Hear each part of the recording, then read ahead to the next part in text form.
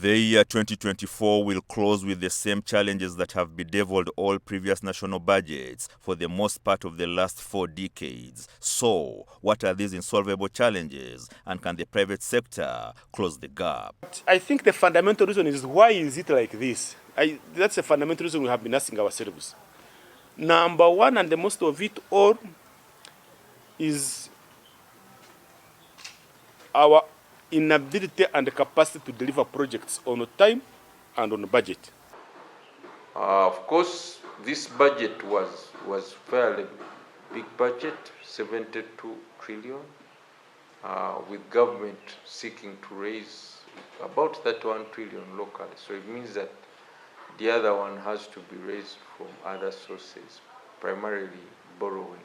Okay, so I think this is an issue concern. Government must not necessarily invest in everything. Government must be able to leverage private sector to have capital coming in to actually augment the resource envelope that is narrowing.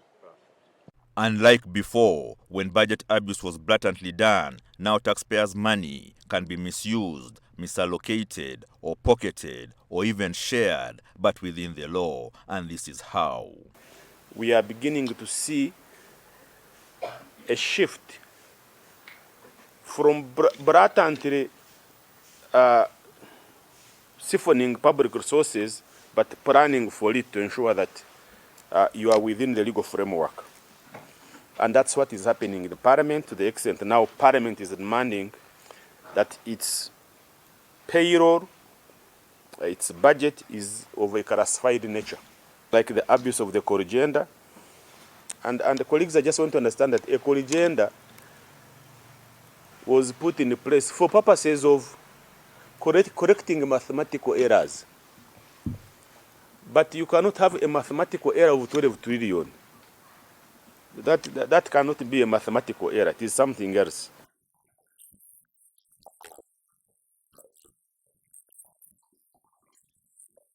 System now has been designed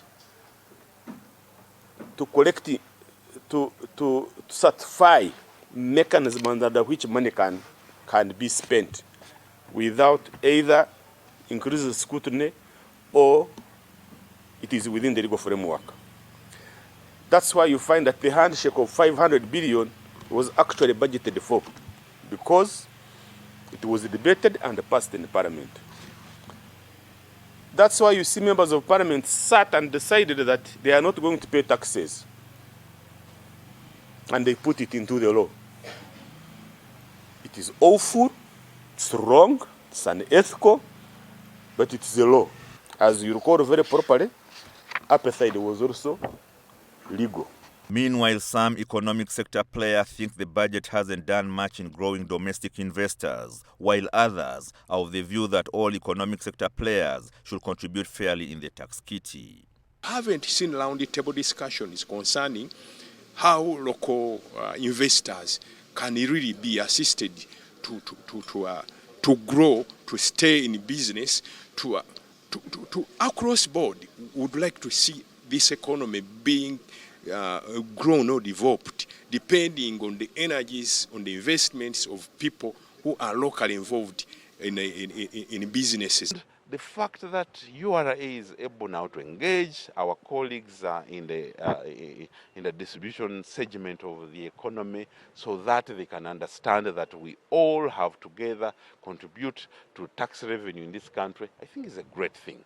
The good news, however, is that the performance of the budget releases this year has been impressive, although the outcome expected from the national budget performance is below par so far. Importantly, perhaps, as of last month, revenue collection performance was at 39%, after the tax body collected about 12.5 trillion shillings of the 32 trillion shillings domestic collection target. Ismail Musa, Ladu, NTV, Tonight.